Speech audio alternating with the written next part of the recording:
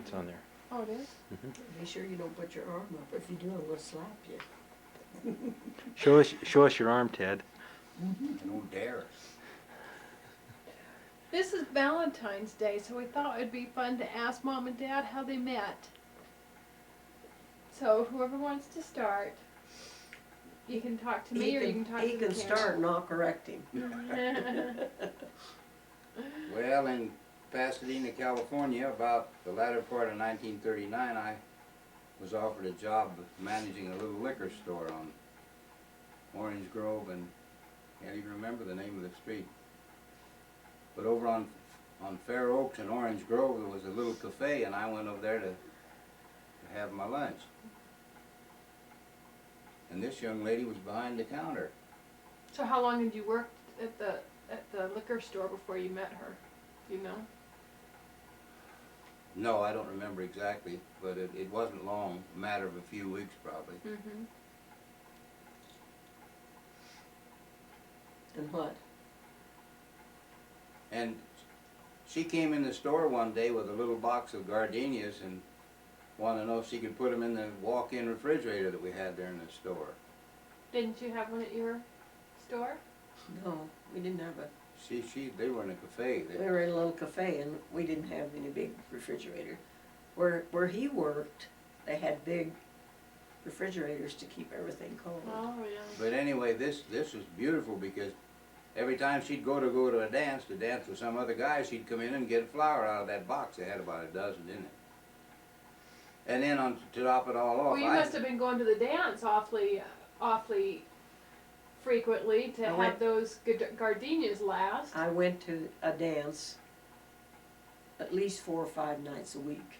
Hmm. I danced 4 or 5 nights a week.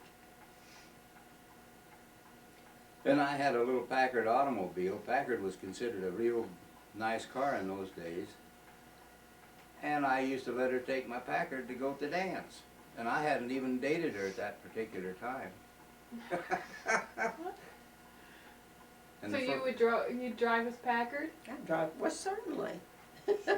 Did you ask him, or What did girl? she volunteer? Oh, no, he volunteered to let me use it. I would never ask a man to borrow his car. Mm. But I used to take his car to the dance, yes. If I didn't have a ride, I was hoping he'd ask me if I wanted to use his car. So did you see her every day? Just about. She'd bring my lunch over once in a while, and one time she brought my lunch over, and it was a white napkin. I still have that napkin, and among the food, this napkin was laying there, and it said, "Hello, dear," and I still have that napkin. And that got him excited. Well, did you like him and he didn't seem to be liking you? Because you were quite a bit younger than him. Quite a bit younger than him, yes. Mhm. Well, see, you were hoping he'd ask you, or I would was offer. hoping he'd, He would offer to let you take his car. oh yeah, Were you hoping he would ask you ask me for a to date. go? Yeah. Well, he worked every night. He couldn't get away. No Oh. way. I didn't close the store until midnight, I think. But anyway, we finally did have a date, and we went down to the beach, down to Ocean Park, I think it was, and I if I remember correctly, it was when Lawrence Welk first went out Well, west. yes, it was Lawrence Well. And we had quite an evening. We didn't dance well together, He And- couldn't dance. finally when we got home, I didn't even open the car door. I didn't get out and open the door. I just reached across and said, "See you later." That's the way he treated me. And I said to myself, I hope I don't see that old skate again. Old skate, what does old skate mean? Well, whatever, an old skate. That old gal. he Why didn't did you wanna say see that? her. And why did you say that to yourself? I don't know exactly what I said, but anyway, I said to myself, I don't want any more to do with that. In case you guys didn't have a good time? We didn't He dance didn't- well we together. didn't dance good together at all. I did all the new dances, and I don't think he knew how to do the new dances. She went to Anyway. dances all the time, and I Anyway, he didn't dance my style. Mm. Let's put it that way. So what did you think about him? I thought he couldn't dance. And since your life revolved around dancing? Yes, it's just like downstairs, you know? Everything is dancing. So, How old were you at the time, Mary? how old was I? 20. You got married when you were 21. We waited till she Well- got 21. Well, did we really wait? We certainly did. We got married on your 21st birthday, No, we or didn't. the day after. 10 days after, honey, we got married the 21st. My birthday's the 3rd. Oh, okay. See, I'll correct him. But anyway, yes. Okay, so how did it get from you just opening the door and saying, I don't want to see that old skate again, to getting married? Well, I went to the liquor store to see him quite often, and he got so that I wasn't such an old skate, you know. Did you buy a lot of liquor while you were there? Yeah, Cokes. I always bought Cokes. She came in the store Never, one day and ever I had had a anything to case of canned beer. And I don't know what I was doing with it, but anyway, behind her, and I dropped it on the floor. And the last I saw of her was the bottom of her feet going around the corner. She just lived a block from there. Huh? What, you got scared, or you were mad at him for doing Oh, that? scared her. Oh, Scared It her. scared me, yeah. Imagine a bunch of tin cans falling behind you. Hmm. So did you like him? Is that why you so went that's over to how be we met. kept going over to them? I guess I must have liked him, or I wouldn't have kept going back. Hmm. I didn't smoke and I didn't drink, and I handled a lot of liquor, but I didn't drink any of it. So, And I've been going with a little Jewish girl. I went with Helene for a couple of years. And she was always good to Dad. Dad thought a lot of her. And when I went up and told you, I hadn't known Mary very long, and I told Dad that we were planning on getting married, and he said, well, I hope you know what you're doing, son. Because he liked Helene? Yeah, well, she was good to him. Mm-hmm. She was a good girl as far as that goes. And we'd been married maybe a few months, and Dad told me one day, he said, you know what you're doing. Mm. he had a granddad. He was a nice guy. Who had a granddad? Ted had a grandfather, Oh, grandfather. yeah. Yeah. It didn't matter what time of day or night you went into his house, he'd always say, have you et yet? Mm. Dad had about a 3rd grade education. And he used that, one of those old phrases, have you et yet? Didn't matter what time of day or night it was. And if you'd tell him no, he'd get up and fix you whatever he could fix you. Well, I want to go back to find out how you asked Mary to marry you. How he asked me to marry him. Mm-hmm. He asked me one day, he was in the restaurant, and he came in the back where I was, in the kitchen, and he said, when is your birthday? And I said, June the 3rd. And he said, that'd be a nice day to get married. And I said, are you asking me to marry you? He says, well, yes. That was it. He didn't get on his knees. He asked you in the back of the store. In the back of our little restaurant, yes. How romantic. He didn't, I say he didn't get on his knees at all. Mm. So did you say yes?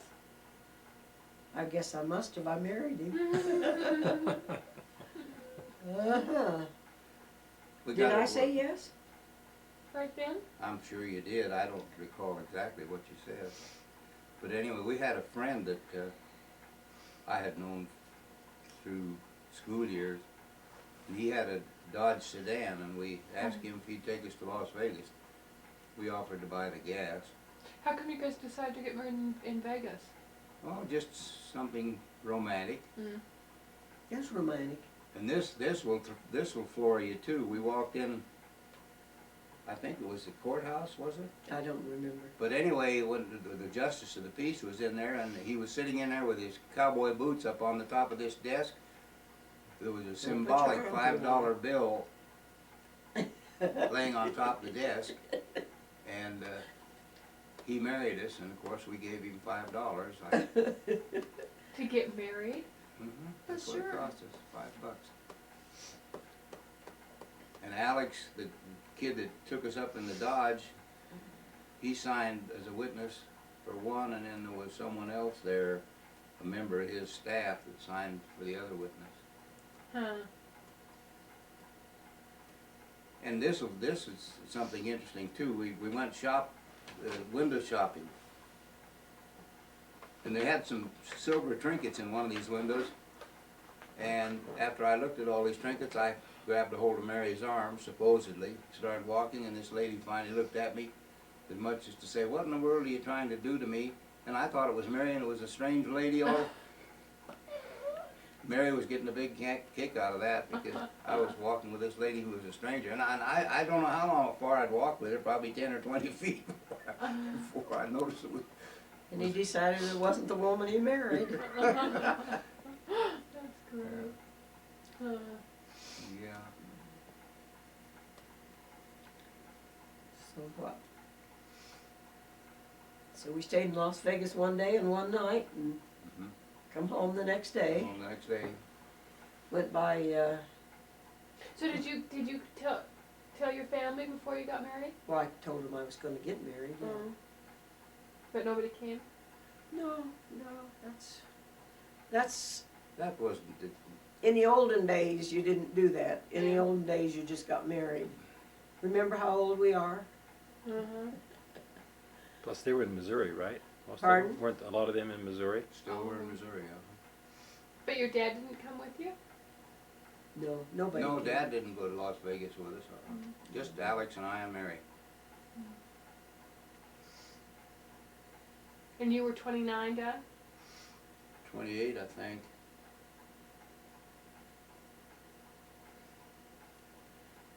Yeah, 28. And you just turned 21. I just turned 21. Pretty young. Yeah. I was. Mm-hmm. But in those days, you got married young. Mm-hmm. You're just smart because you waited so long. She waited for a particular reason. She sure did. She got it too. That good-looking Brad and his cute baby. And Granddad's princess. Well, now I remember you telling me the story about when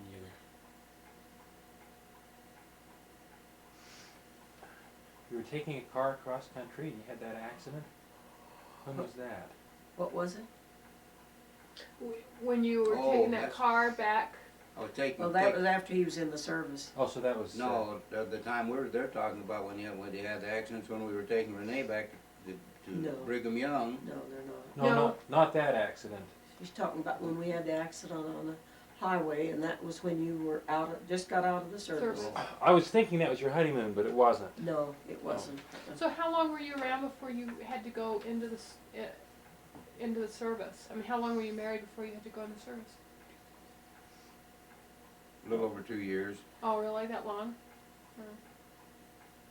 I didn't have to go in. I volunteered. I had a draft exempt job. I could have stayed in the aircraft industry right on through. Oh, really? Yeah. Huh.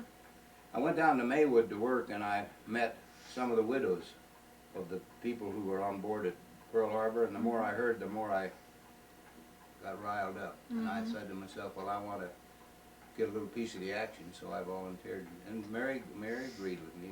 Were there a lot of older guys? I mean, you were, 10 years older than the normal from, like the Vietnam guys. I was older than probably 80–90% of them. Because most of them had families, probably. Well, no, most of them didn't have families. Most of them were young fellas, 19, 20, 21 years of age. That's what I mean. Most of the guys your age had families, so they didn't want to leave them. Yeah. For whatever reason. There were a lot of other reasons, I'm sure, but whatever they were, we don't know. They weren't in there anyway. So you let him go? Well, sure. You got a job to do, you got it to do. She wrote me a note when I left, and she said, I'll work like hell while you're gone, and I still have that note. Oh, he's a saver, he's got it all. We bought a little house after we were married. We lived in the little room that I was living in, but we didn't have a place to eat. So we'd have to eat in the restaurant, and that was expensive. And we went to rent this little house, and it was just a wreck. It was just holes in the wall and everything else. And Ted started fixing it up, and we went to pay our rent one month, and the little man where we went to pay wanted to know why we didn't buy it, and we said, well, we don't have any money to buy a house. And he said, you don't need any money. You can just start paying it like rent. So we bought our first little house for, how much money? $15 a month, No, but how much money was the house? $3,500, I think. Hmm. I don't think it was that much, honey. Yes, it was. Anyway, we bought this little house for $20 a month. We started paying for it, $20 a month.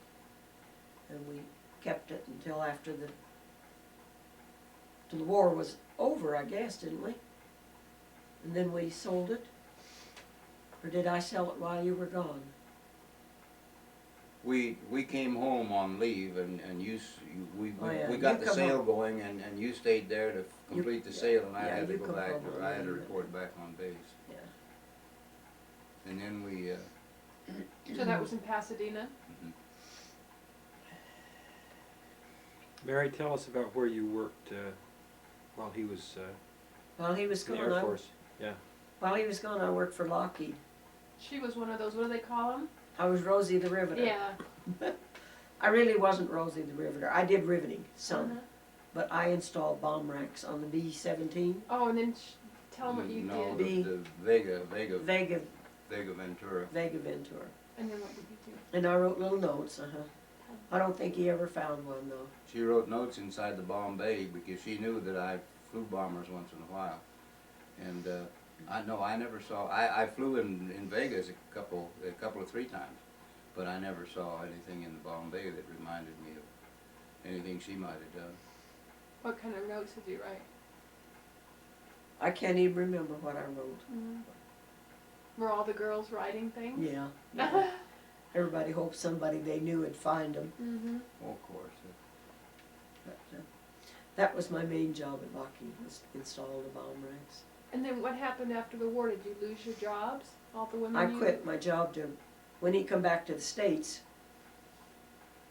I quit my job and went to Chicago to meet him, and lived in Chicago for We landed, several months. We landed at Bremerton, Washington. The USS South Dakota was the battleship. And as soon as I could get liberty, I telephoned her and told her where I was going, that I was traveling to Chicago, and for her to meet me there. And we'd go to the nearest Red Cross and tell them where you are, and when I get there, I'll go to the Red Cross to find out where you are. She beat me there, How'd you get there, Mom? Did you fly? train. No, I went by Oh, train. Mm-hmm. We didn't fly much those days. Was that scary to go across? Yes. I'd never do it again. Really? No, I really wouldn't. Why? Well, as you get older, you get more frightened. But I went to the Red Cross, and then I went and got myself a room and waited until he got in touch with me. That's interesting. You did it through the Red Cross. Well, That was in the service, you work through the Red Cross.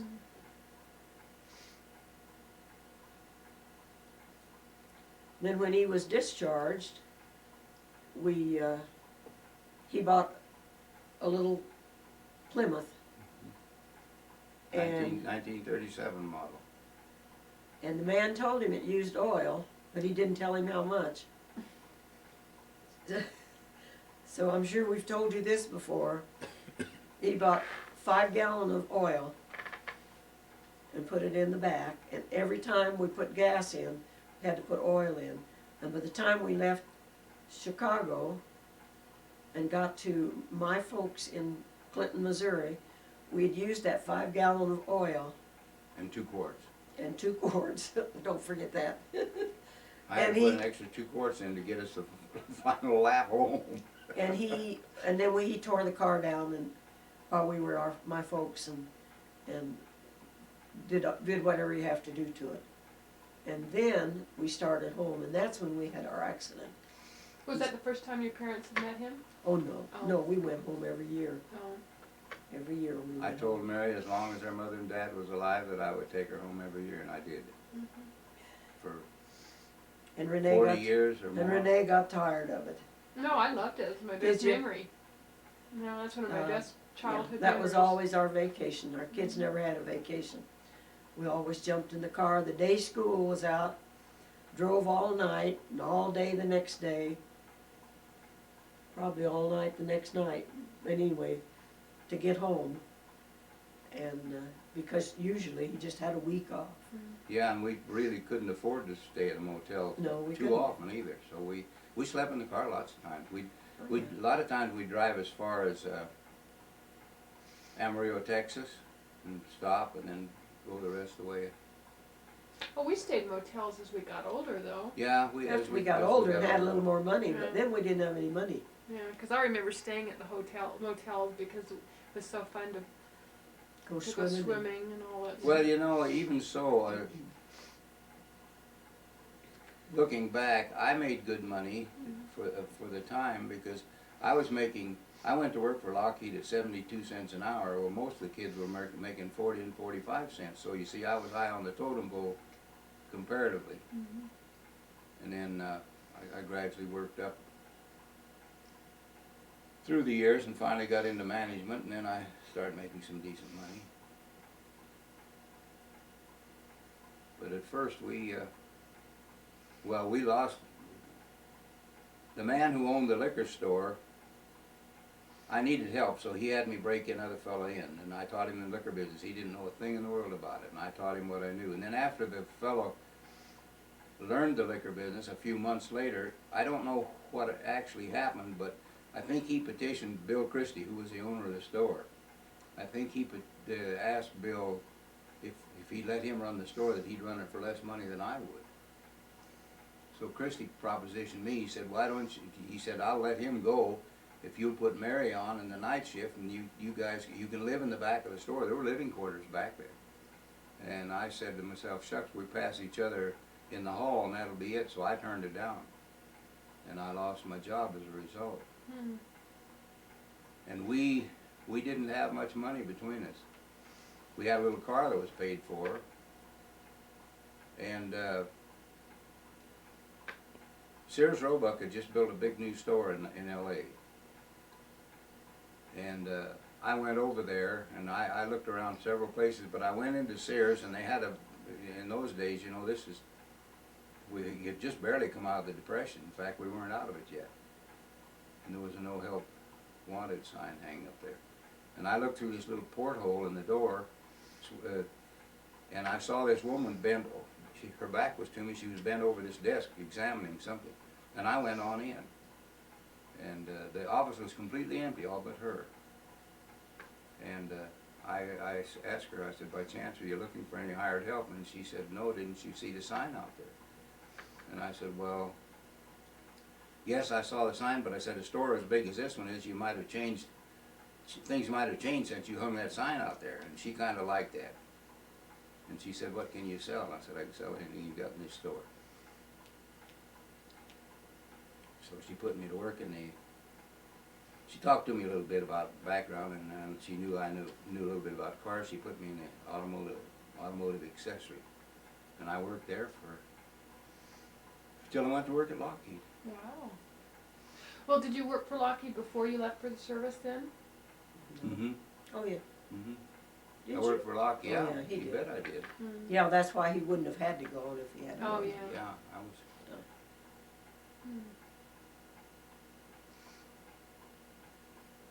Then he went back to work for Lockheed. Yeah, and then eventually I sold real estate for a while, and then the Korean War broke out, and the bottom dropped out of real estate. You couldn't sell much of anything real estate wise. People were in shock again, and so I called Lockheed up one day, and I said, I gave him my name and my old employee number, and I said, "I'd like to come back to work for you if you can use me." And he said, "I'll pull your folder and call you back." And in about 30 minutes, I gave him the phone number there at the real estate office, and he called me back and said, "Come on down, I want to talk to you." So I went down and went to work. Well, when did you go to college? While at Lockheed, Worked days and went to school at night. I got myself in a pretty good high position with the International Association of Machinists. And when the contract negotiations came up, when the contract period expired between Lockheed and the International Association of Machinists, I was one of the representatives. And at the conclusion of the negotiations, Merle Cate, who was the big boy at Lockheed, called me in. He was the director of industrial relations, is who he was. He had his secretary come get me, and I went in the office, and he said, "Sit down, you want a cup of coffee?" And I said, "No, I don't believe I do, but I'm free to talk if you want to talk about something." And he wanted to know what my ambitions were, and he said, "Do you want to be a union rep all your life, or what do you want to do?" And I said, "Well, no." I said, "I'll tell you what, one thing I would be interested in, getting in the Industrial Relations Division of Lockheed." And he wanted to know why I liked the Industrial Relations Division, and I said, because it's the very thing I like to deal with. Industrial Relations at Lockheed is responsible for wage and salary administration, security, employment, the grievance procedure, employee-employer relationship, you know. It's like human resources is now, Yeah. right? And I had a nice job there in employee relations. I was responsible for all interplant transfers of hourly people. I had a nice job there. In fact, I think I had that while you and Linda, when Linda worked there, I did. And he said, when I mentioned that I'd like to get industrial relations, he said, "How much college do you have?" And I said, "Well, I started, but I had to drop out. I didn't have any money to keep going." And he said, "Well, if I set things up for you and make it possible for you to go back to college, would you be willing to go?" And I said, "You bet your life." So I started back, and I asked him, I said, "Why did you pick on me from all the negotiating committee?" There were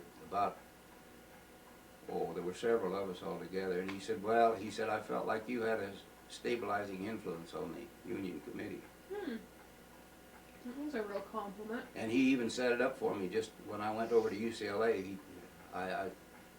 He had it all set up for me to talk to a certain individual. And I went, I don't know what, 2 or 3 years, and I called his secretary one day and I said, "I'm through about half of it." And he said, "Well, I think maybe Merle will want to talk to you." His name was Merle Cate. And so I went over to his office. I got permission from my boss to go over, and I went over to his office and talked to him. And he said, "Okay," he said, "I'll set things up for you." But he said, "Keep on with your schooling." So I did. And he was a strange individual. Merle Cate, he wasn't a very big man, but I never saw him with the same suit of clothes on. You know, we'd meet in negotiations day in and day out, 5 days a week for 2-3 weeks. Different suit of clothes, and he looked like a bandbox, immaculate. And I asked him one day, I said, "Merle, what in the world do you do with all your suits?" He said, "I've got a son-in-law that takes good care of that." Yeah, in those days, that was really unusual. Oh, yeah, we're Yeah. talking about early 50s. Yeah. So you graduated with your bachelor's from UCLA? Mm-hmm. Oh, I kept going. I thought it Took was me a long, long time. USC, but I guess Then it was. I went up to, when we got up to Vandenberg, I taught some classes up there, and darn if they didn't give me an AA degree for an honorary AA degree or something. I don't know. I don't even know where all that stuff is now. Do you? Maybe it's down in that box in there.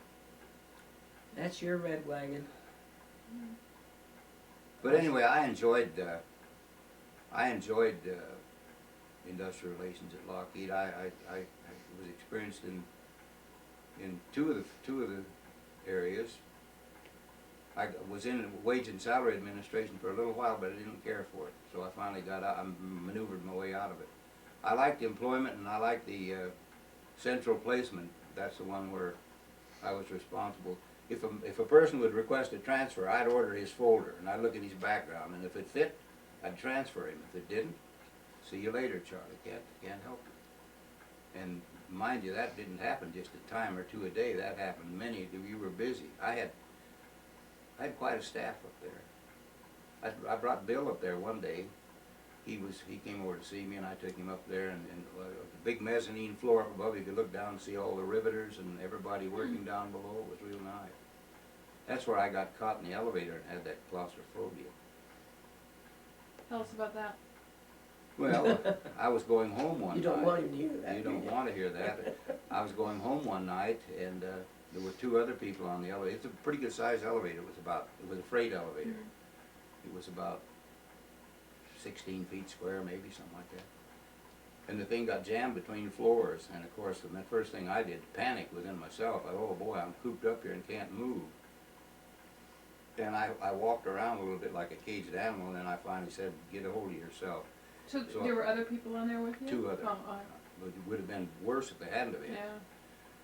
So I went over to the telephone. There's a telephone on the end of the elevator, and I called them, and they said, "Where are you stuck?" And I said, "I don't know.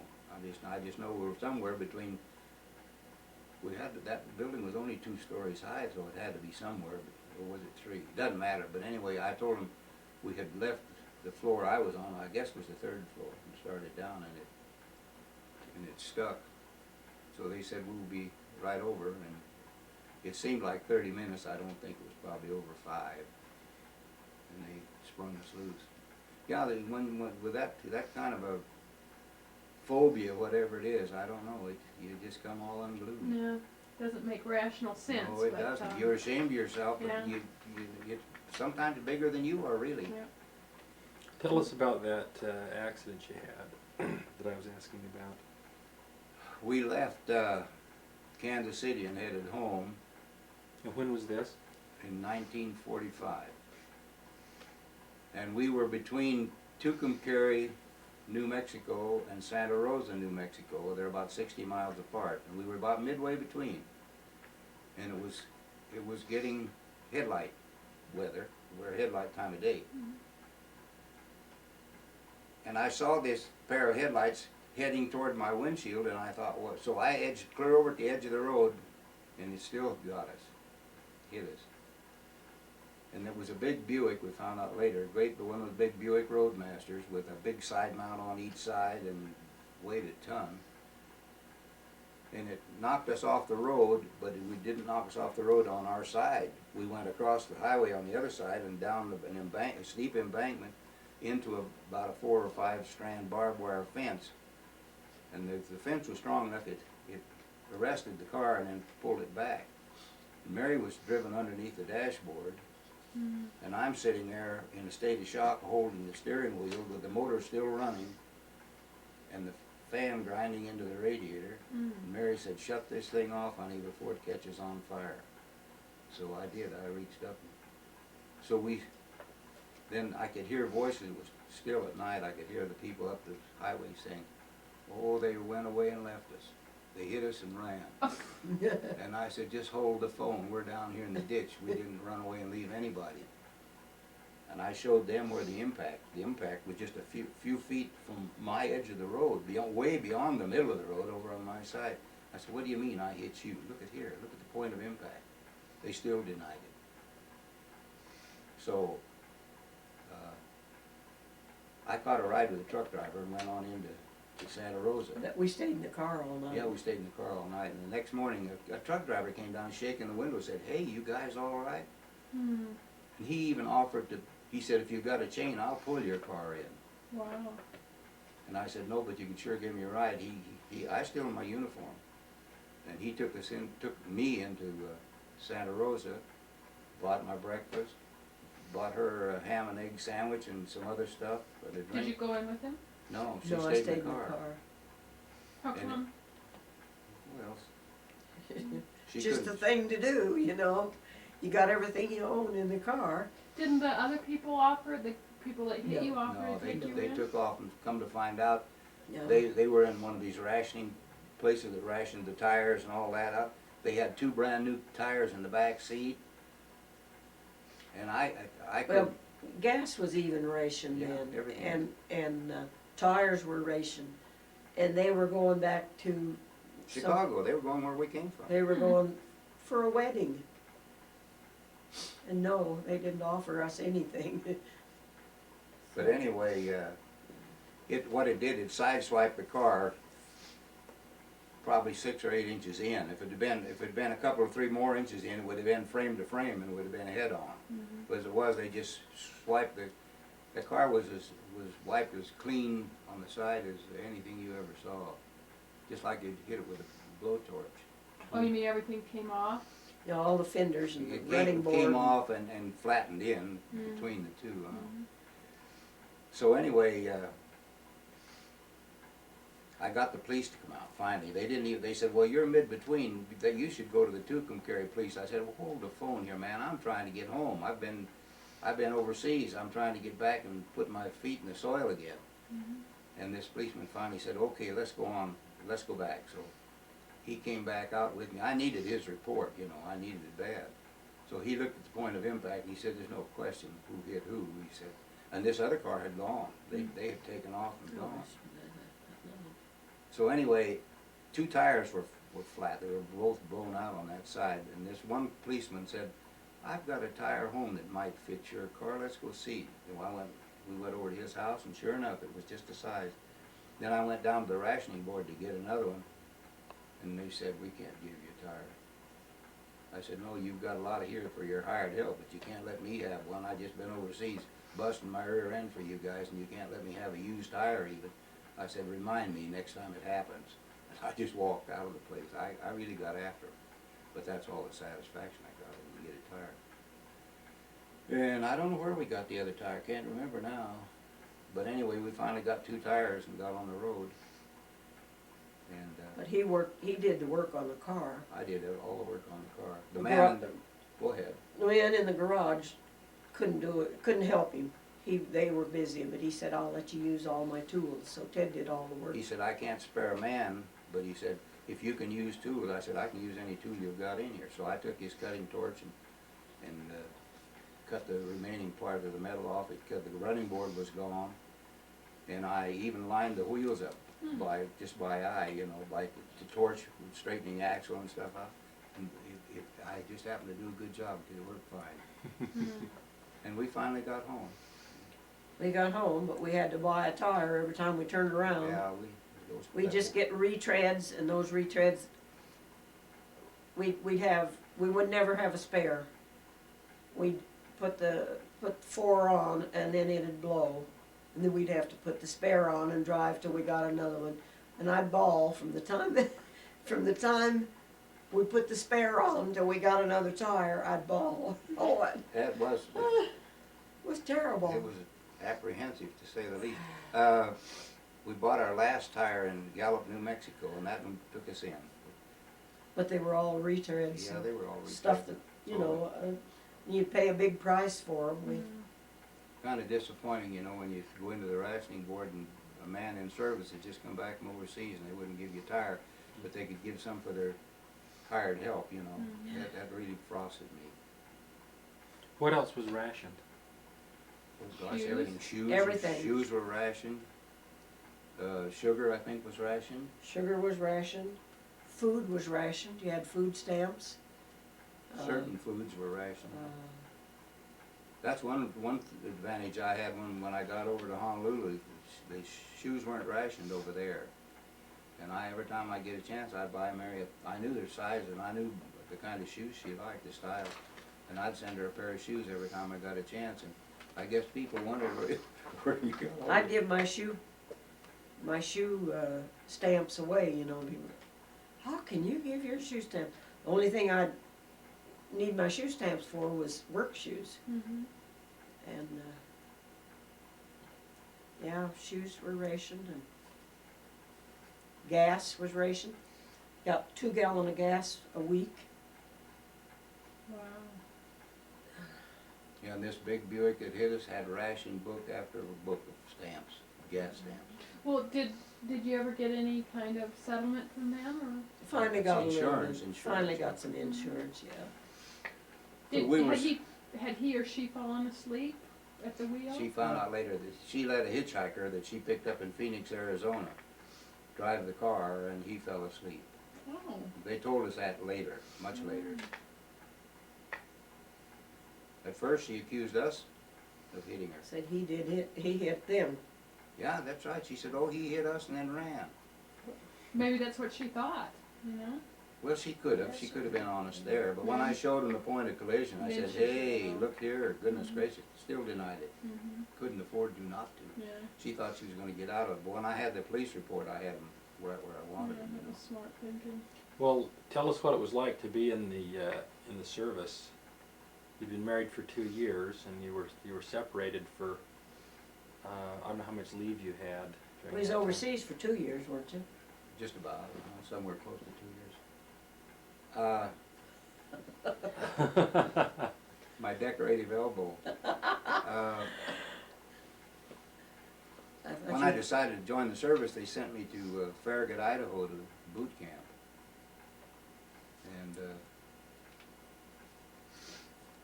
while there, I through a series of tests and both physical and mental tests on paper, you know, they had me assigned to the submarine service. And I'll never know why I didn't get there, because we had to report to Treasure Island in San Francisco. And the next thing I knew, I was on board the Lurleen, headed for, we didn't know where we were going. And I ate Christmas dinner on Ford Island, which was right where all the bombing was going on. In fact, a lot of the damage was still there when I got there. Shell marks and all that sort of thing. Where's that? Ford Island, right in the middle of Pearl Harbor. Oh, It's an island right in the middle of Pearl Harbor. Mary, how did you feel about having him gone? Well, the way I felt, I guess, was about the way every other woman felt.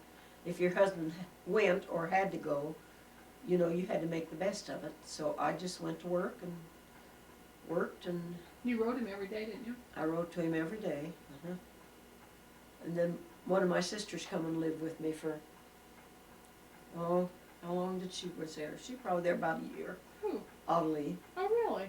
I Yeah. never knew because that. Yule was in the service, Oh, in the Navy. All the boys were in. Art was in, Yeah. Yule was in. Everybody was in. They were all in there, all Yeah. in the service. Yeah. hmm. So Audley worked for. Who'd she work for? While she was there, Right there in Pasadena. I don't remember. Can't Don't remember. remember. Anyway, she worked for one of the aircraft places and lived with me. And I don't remember why she went back home. And then I had a girl that worked at the plant live with me for a while. And the rest of the time I was alone. Hmm. But you did what you had to do. You just did it one day at a time. So how long were you in the service, Dad? Almost. About 3 years. Till the war ended? Mm-hmm. Germany had surrendered. Oh, uh-huh. And you wrote a letter every day. She Wrote a wrote letter every day to him. I got them. Sometimes I get a bundle at a time, but I got them. Letter every day for 3 years. I've got a card in there that I wrote to Nina and I've got a card in there on my desk that I wrote to Nina and Dean. In fact, Dina sent it to me just the other day. Huh. And in that letter it says, I want to give the Japs the bottom half of the Pacific and come home. Mm. I didn't remember saying it, but it's in the letter. So whatever happened to those 1,000? You wrote him 1,000 Oh, he threw them away, I guess. letters. He's got a few of them, but I kept some of them. Guess you can't card 1,000. But Letters not, around. You not can't- over there, you couldn't card them back, you but I can't, kept you a don't few have of them. that much room to keep Those would be anything. fun to read. Yeah, wouldn't They they? probably Mhm. would. He's got a few of them. I ended every letter identically the same. One day nearer you and little pumpkins too. And who was the Little Pumpkins? I don't Didn't know. have any Little Yeah, I was gonna Pumpkins. say. That's what we You're were, one of them now. that's what we were waiting for. Oh. All these little babies we never had. I sent her a picture of 2 little girls. Oh, I know what I want to ask you. Go ahead, finish that. Well, I sent her, where I got that picture from, I don't know, but it's out of a magazine or something. I sent her a picture of 2 beautiful little girls. And I said, this is our pumpkins. Oh. Tell me about getting Larry. I've never heard the story about getting Larry. Well, I never got pregnant, so of course we wanted babies. And we met a woman that knew somebody that was pregnant, Had you and thought she about was gonna give her baby up. Had you thought about adoption up to that point? Yes. Oh, by then you had. Hadn't done anything about it though. No, we hadn't done anything about it. But anyway, she That's gonna be funny. don't do that now. Anyway, she asked us if we would be interested in this baby that they didn't know what it was gonna be, you know, boy, girl, or Larry had twins in his family. Mhm. The mother, was the husband in the service, or was he killed, or did he not come back? Anyway, she had a family and she wasn't gonna keep this little baby. So we went to the doctor's office and saw this girl. She didn't know who we were, but we saw her in the doctor's office. The mother, Uh-huh. she was just a girl. Well, she I was, guess She was she was probably, 25 or 6 years Oh. old. yeah, she had other children. Mhm. And Tall woman, big tall woman. so we got us an attorney, and Larry was gonna be born cesarean. Hmm. So they wanted to know if I wanted to be at the hospital when he was born. I said, sure.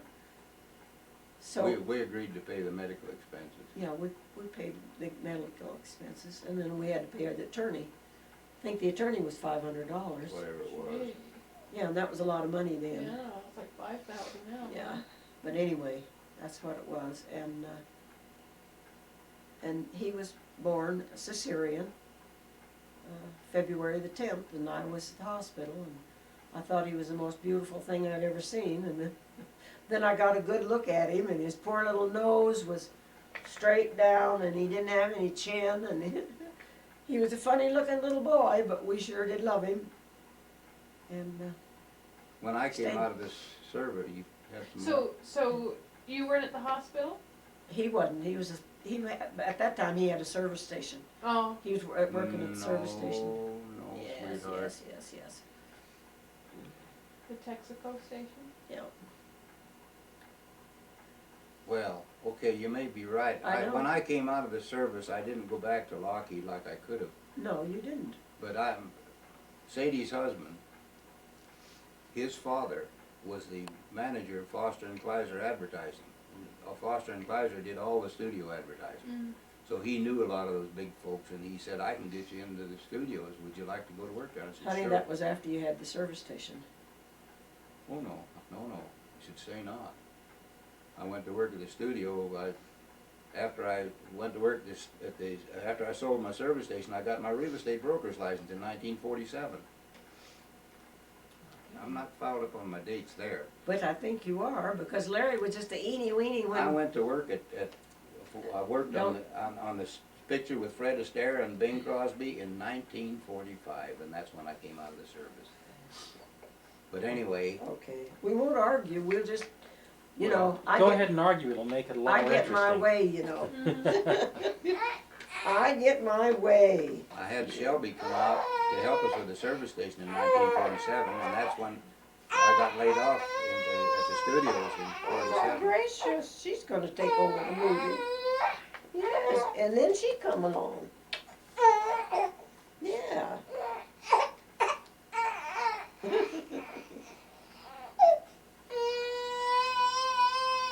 Well, shoot. Well, shoot. Oh, it's hard waking up. She didn't want to wake up.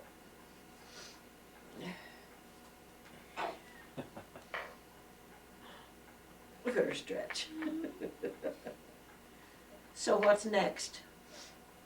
I was asking you about bringing Larry home. You weren't at the hospital. You had him. You got him, and you took him home that day? No, we had to leave him in the hospital for 10 days.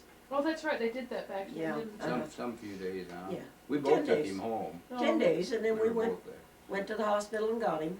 Do you remember the first time you saw him? Oh, yeah. Oh, I saw him as soon as he was ready. Really? Right after he was born? Uh-huh. Poor Yeah. little guy had no chin. Oh. I told everybody how darling he was, and when Sadie saw him, she just gasped. She thought he was the ugliest little boy she'd ever seen. Serious? Yeah. Yeah. She never told me that, but she didn't have to. No, Aunt Sadie didn't think he was very pretty. No. Do you remember the first time you saw him, Dad?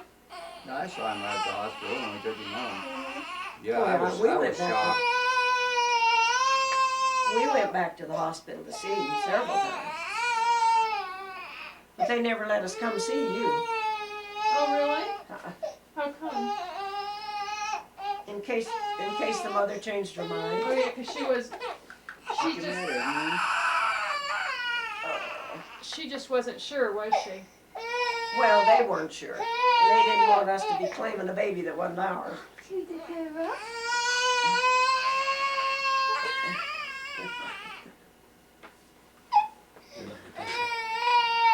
Oh, dear. Oh, dear. Oh.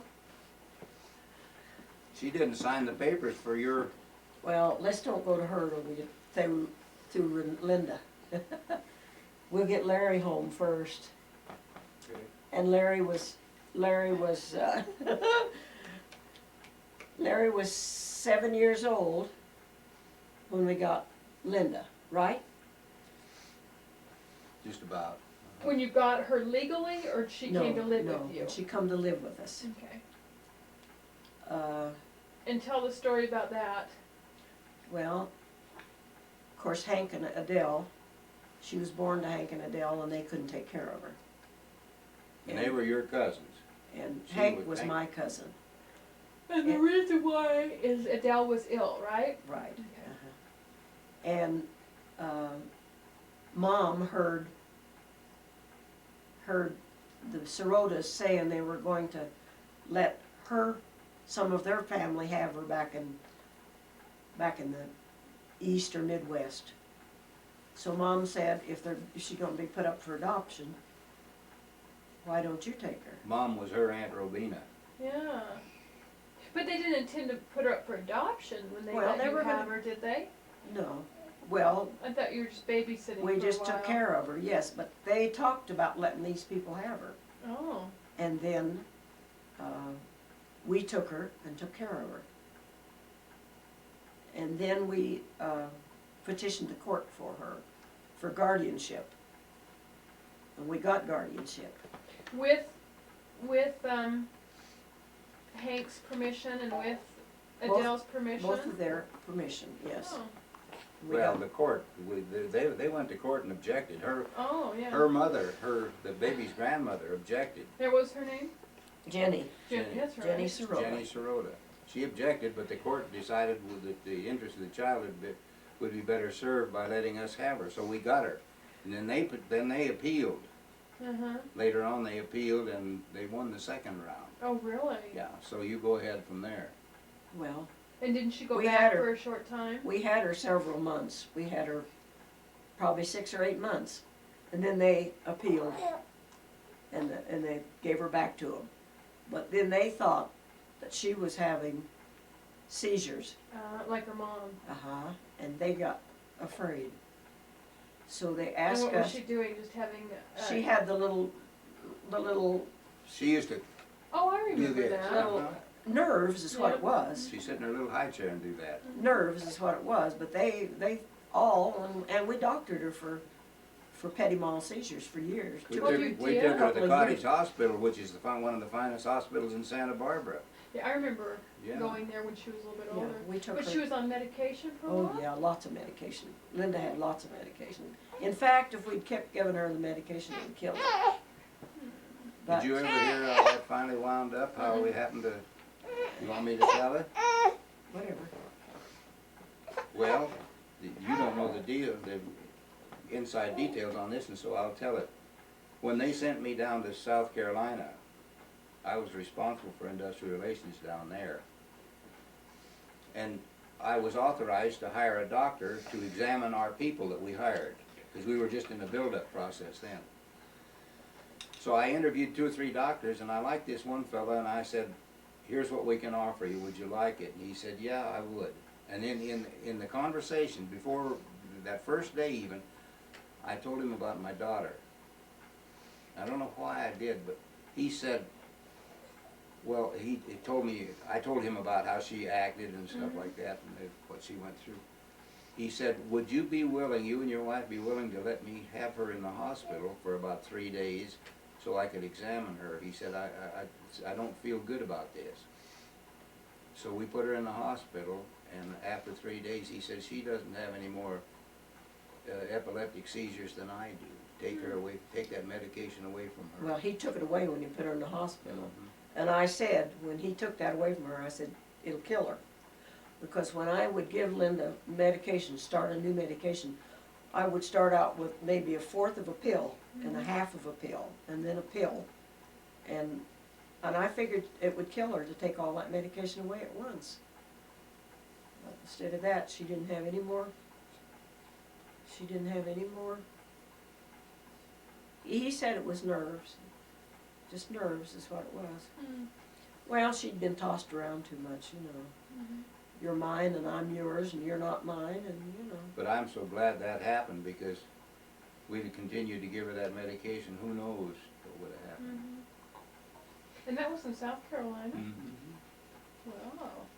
You used to lead her to the bus in the morning. Doing She what? was that bad. She couldn't do anything when we went down there. She just lay on the divan and shook all the time. You're kidding. And you'd take her by the hand and take her to the bus. I don't know how the little thing got along in school, I just can't imagine, but Well, if she was on phenobarb and all that kind of stuff, then she was probably so tired, I mean, so was she- sedated all yeah, the time. well, she was. She was. But you were the one that took her to the bus. I don't remember that.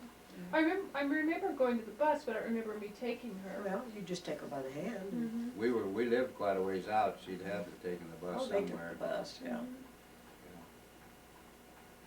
Mhm. Does Linda remember all that? But Do you think Linda remembers all of I that? doubt it. I doubt it. I think she was so sedated that she don't remember lots of things. I never did talk to her about it, did you? No, I haven't. I'll have to ask I her don't about like it. to. I don't like to talk to her about it. Mm. I don't. You know. I just don't. No, she probably wouldn't mind. She might not. But that old country doctor, he knew what he was doing, I'll tell you. But anyway, Mm. then So how'd you finally get her legally? well, Did they finally just give her up when they thought she was ill?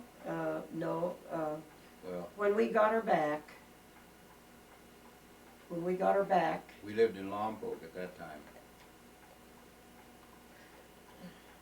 Yeah, we lived in Lompoc because we went to Santa Barbara to the courthouse to finalize it. Yes, we did that. But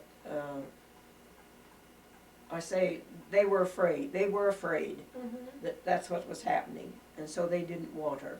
So they asked us then to take her back. Oh. So we took her back then with just a piece of paper saying that we could have medical attention. And we kept her for at least 2 years Mm. with just a statement that we could have medical attention. Well, Then how long was she gone from you after they appealed?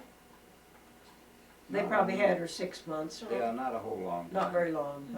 They just Got- realized it was But too she much did for 'em to remember handle. one thing. She did remember one thing, that they used to put her in her crib and put her in her bedroom, and she'd stay in the bedroom and cry. Yeah, I remember She you remembered told me that. Yeah. She remembered it. Mm. So then, after we moved to Lompoc, and Newton and Adele used to visit us up there, Oh, I'd forgotten about Newton. and so Newton talked Adele into letting us adopt her. Is that right? And they came one time and wanted to know if we wanted to adopt her. And then she was 6 years old. Oh, So my that's when we took her goodness. to the temple. Had her sealed to us, Yeah. but she was 6. Wow. Well, we called our attorney our attorney lived in Hollywood, didn't he? Sherman Oaks. Sherman Oaks or somewhere down there, and we called Sherman him and Oaks. he met us in the Santa Barbara courthouse and we sealed it up. That's quite, And then we could relax. Yeah. They couldn't take her then. see, I didn't even realize it was that long until she was, adopted. Yeah, she was 6 when we got her, Mm-hmm. legally. Yeah. She'd lived with us practically all her life though, so. She Yeah. lived with us all, but probably a When- year. I think she was 6 months when we got her first, and then I think when they took her back, they had her about 6 months, Mm-hmm. and then, I'll never forget when they came and got her, we stood out on the curb, cried like a couple of kids. I bet, it was your baby. Yeah, we thought we'd never see her. And that's how come you got the name Linda. Yeah. and that's where you come in. Well, weren't you gonna adopt another baby before you got me, or wasn't there another little boy or Well, little, we had a chance to get a little boy right after we got you, oh, after? yeah. But see, then our bishop helped us get you after we give Linda up. I thought it was the state president Well, maybe it was, well, I think it was our bishop. that knew Beverly. I think it was both of them really. Well, our bishop knew that we wanted another baby, and I think it was the state president that knew about this baby that was going to be adopted. Mhm. So, then we went and met, She lived in Sherman Oaks too. yeah, we went and met your mother, Mhm. and. But Dad's the only one who talked to her. You just saw No, her. Mary was there. But you didn't talk to her. We did both you? went, yeah, no, yeah, she wouldn't consent till she saw us both. Well, the story that was told to me is that you waited in the waiting room and watched her walk by. Oh, know, that was that Mary, was- Larry's mother. Oh, That was okay. Larry. Okay. She's the big tall gal, big Okay. feet. So Your mother Beverly was- had to talk to both. That's a funny thing to Yeah, remember. you keep your arm down, bud. No, that's not. My holy sweater. Well, this is Sunday, it's holy time to wear a That's holy right. sweater. So, Mhm.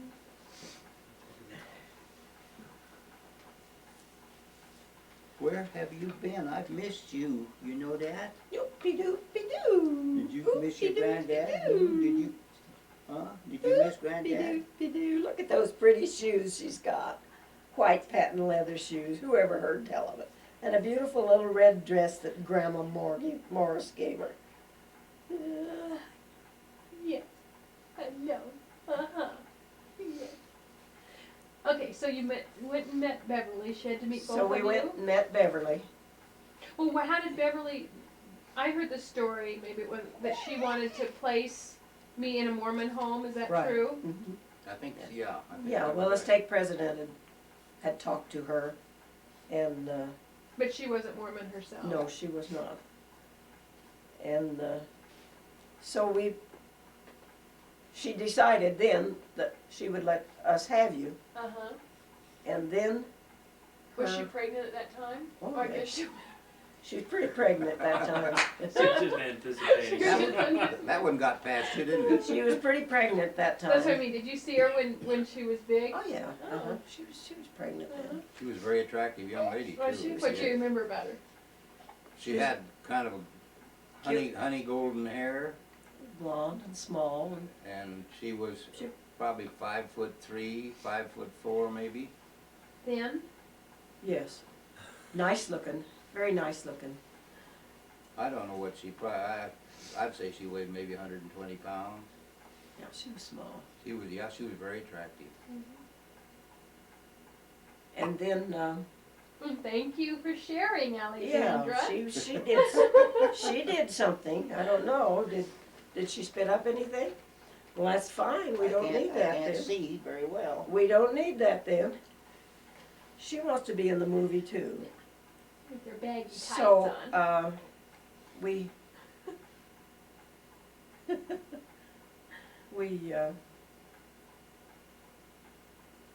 what, How long did you talk to her?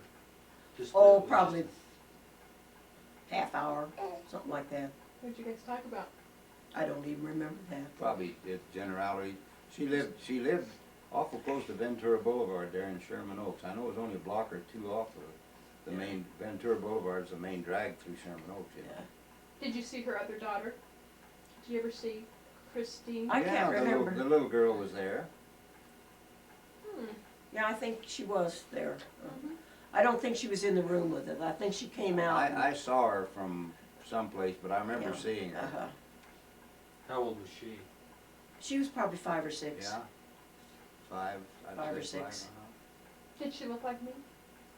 I don't know, she looked like she was a cute little wart, I remember that. She was cute, but honey, I don't remember. Yeah. You know. You didn't know what I was gonna look like. She was kind of a shy little thing, she didn't seem to wanna come out where we were, 'cause we were strangers, you know. Where'd you meet? I- Where'd you meet Beverly at? Where did we meet her? We went to her house. Oh, you did. We were given her address. Well, that was interesting. Yeah. Huh. And Was that uncomfortable? not No, really. not really, no. Not really. No. Not really. Uh-uh. You get excited if you think you're going to get a baby. So, Boy, I wish I had that on tape. Oh, boy. You know, to hear what questions she asked and everything. Was she interested in you guys and what kind of home you would yes, live? uh-huh. But she never come to our home. She Mhm. didn't. Well, you know, She the, didn't check on us the that way. adoption people screened us very, very closely. Mhm. It wasn't one of these haphazard things like maybe they do now. But she came out and we had to show her our bank account, we had to show her the, Oh, really? oh That yeah, good? the Oh whole yeah. thing. You know, they really screen you. Mhm. And we had a pretty good bank account at that time and she was well pleased with that, so. Mhm. And we had a nice little home there. And, active in church and stuff like that. So she knew your names and everything. Huh. That's interesting because if she knew their names, she's never wanted to get in touch with me. I'm sure. Or she could do it. Probably didn't, Yeah. really. We moved around Probably- a lot, That's as true. you well know. Well, most people that adopt a baby, I mean, that let a baby go, Mhm. they don't want to disrupt this baby Mhm. that they didn't want or couldn't keep or Mhm. whatever the problem was. I don't think she wants that. I don't think she does either. So, Mhm. So tell us about the actual, when you actually got her, so what? when you actually got Renee. Well, the folk story about that, but I know, was that she got me. She went into the nursery, and you looked at all the babies in the nursery, and I was the one that smiled at you, And I picked you out. and so she picked me out, didn't she, Alexandra? Yeah. Oh, That's what I told funny? her. Yeah. But that really wasn't true. That was just to make her feel good. Mhm. But we were pleased with her, believe me, you. But when you were born, of course, they let us know that you were born, and I think we paid the bills there. And then, Come on, scoot, scoot, scoot. I don't know. Oh, and then when you were born, and then we had given, that's when they took Linda away from us. It's Right. when we got you. Right then? Well, several months later, Oh. you know. What was my name first then? What was your name first? Uh-huh. Well, your name has always been Linda, because we named you. The name at the hospital was Baby Girl Walk. I know, but if I was named after Linda, but you didn't know that Linda was gonna be taken away from you. Linda was already gone. Linda was gone. Oh, Linda was already gone, and Larry was just devastated that his little sister was gone. And he wanted another Linda. So he's the one that called you Linda. huh, He's the one that named you. you didn't know that? I knew that was the reason I didn't want to come from Larry. Yeah. Yeah. So, like I say, they didn't let us see you till you were 10 days old. And Oh, then- is that right? Then we went to get you and brought you home, and I took your little clothes to dress you, and you cried all the time, and the nurse says you better have steak on the table for this kid every meal, 'cause she is hungry all the time. Uh-huh. No. Does she want some steak now? Yeah. I bet you guys are tired. We've been going at this for an hour, huh? Well, anyway, we got Renee born. Yeah. Has it been an hour? Uh-huh. My Say goodness. goodbye. Say goodbye. This will Say to goodbye. be continued. Oh shoot, she says, I'm not gonna do it. Smile for the camera. Smile for the boy. Can you smile for the camera? Can you smile for the camera? Smile for daddy. Ooh, ooh, ooh. Look at Brad and quit paying attention to the baby. Quit paying attention to the baby. Brad doesn't care.